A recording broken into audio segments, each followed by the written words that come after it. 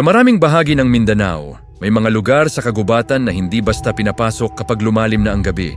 Hindi ito dahil sa kawalan ng daan, hindi rin dahil sa dilim ng bundok, kundi dahil sa mga kwento. May mga bahagi ng gubat na kahit ang mga sanay na mga ngaso ay iniiwasan kapag papalubog na ang araw.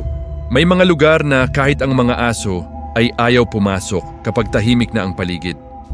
Sa mga ganitong lugar, may paniniwala na may mga nilalang na matagal nang naninirahan sa pagitan ng mga puno. Hindi sila multo ng tao, hindi rin sila simpleng hayop, sila ay tinatawag sa ilang alamat bilang buso. Sa mga lumang paniniwala sa Mindanao, ang buso ay isang uri ng nilalang na kumakain ng laman ng tao. Hindi lamang dugo, hindi lamang bangkay, kundi laman mismo. At sa ilang salaysay, ang mga nilalang na ito ay hindi laging naghihintay sa gitna ng gubat. Minsan, lumalapit sila sa mga lugar kung saan may sakit, kung saan may kahinaan, kung saan may katawan na naghihintay na ilibing. Hindi isa ang paglalarawan sa buso sa mga alamat. Sa ilang kwento, sila ay mukhang tao, ngunit may kakaibang proporsyon ng katawan. Mahahaba ang kanilang braso, manipis ang kanilang mga binti, at ang kanilang mga daliri ay sinasabing mas mahaba kaysa sa karaniwan. May mga nagsasabing ang kanilang balat ay kulay abo o kulay lupa, parang bahagi sila ng mismong kagubatan. Sa ibang salaysay naman, ang kanilang mga mata ay kumikislap sa dilim na parang hayop. May mga bersyon din na nagsasabing ang kanilang bibig ay may mahahabang pangil na ginagamit upang punitin ang laman ng kanilang biktima. Ngunit sa halos lahat ng kwento, may isang detalye na paulit-ulit na binabanggit, ang amoy. Sinasabing ang buso ay may amoy na parang nabubulok na kahoy at basang lupa, isang amoy na kadalasang nararamdaman bago pa sila makita. Sa mga baryo malapit sa kagubatan, may mga gabi na tila mas mabigat ang katahimikan. Ang mga kuliglig ay biglang tumitigil sa pag-ingay. Ang hangin sa pagitan ng mga puno ay tila humihinto. Sa ganitong mga sandali, may mga tao na nagsasabing may naririnig silang kakaibang galaw sa labas ng kanilang bahay. Hindi ito yabag ng tao, hindi rin ito kaluskos ng hayop. Minsan ay parang may mabigat na nilalang na gumagalaw sa damuhan, mabagal, maingat, parang may sinusundan na amoy. May isang kwento mula sa isang baryo sa Bukidnon. Isang matandang lalaki ang namatay sa kanilang bahay matapos ang matagal na sakit. Ayon sa tradisyon ng kanilang komunidad, ang katawan ay binabantayan buong gabi bago ito ilibing.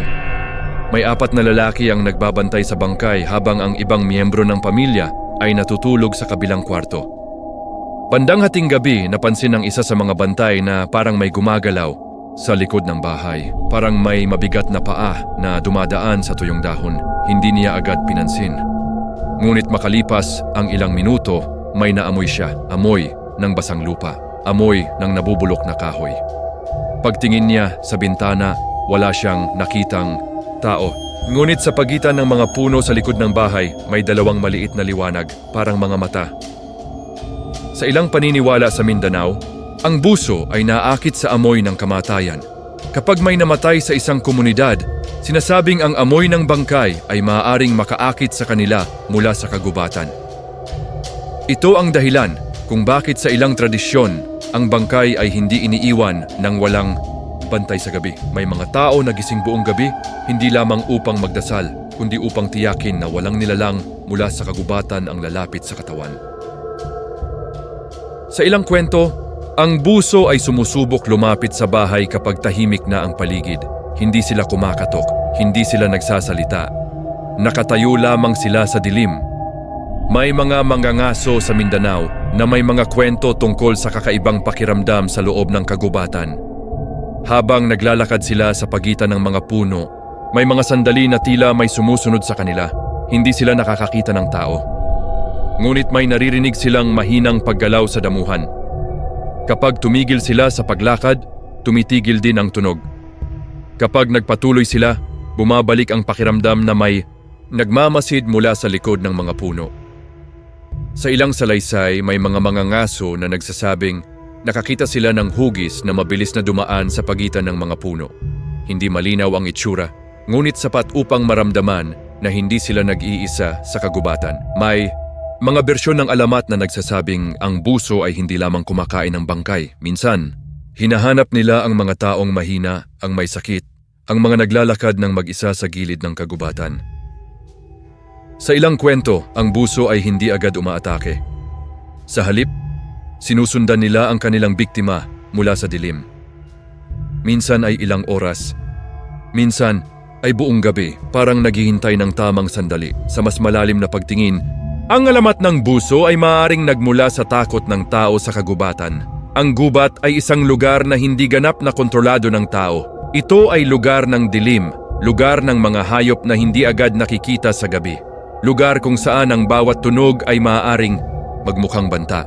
Kapag may taong nawala sa kagubatan o may bangkay na natagpuan na tila napunit ang laman, ang komunidad ay naghahanap ng paliwanag at minsan, ang paliwanag ay nagiging alamat. Hanggang ngayon, may mga lugar sa Mindanao na may mga lumang paalala kapag papasok sa kagubatan. Huwag lalakad ng mag-isa kapag gabi, huwag matulog sa gitna ng gubat, at kapag may narinig kang kakaibang galaw sa pagitan ng mga puno, huwag agad tumingin sa direksyon ng tunog. Dahil ayon sa ilang matatanda, may mga nilalang na mas mabuting hindi mo makita. Maaaring ang buso ay alamat lamang. Maaaring ito ay kwento na isinilang mula sa takot ng tao sa kagubatan at sa kamatayan. Ngunit, sa mga gabi na ang hangin sa bundok ay tahimik at ang mga puno ay tila nakatayo lamang sa dilim, may mga tao na nagsasabing may mga sandali na may nakikitang dalawang mata sa pagitan ng mga sanga, hindi gumagalaw, hindi kumikislap. Nakatitig lamang mula sa dilim ng kagubatan at sa mga sandaling iyon, may isang tanong na maaaring sumagi sa isip, paano kung ang kagubatan ay hindi lamang tahanan ng mga hayop, kundi ng mga nilalang na matagal nang naghihintay para sa susunod na amoy ng kamatayan?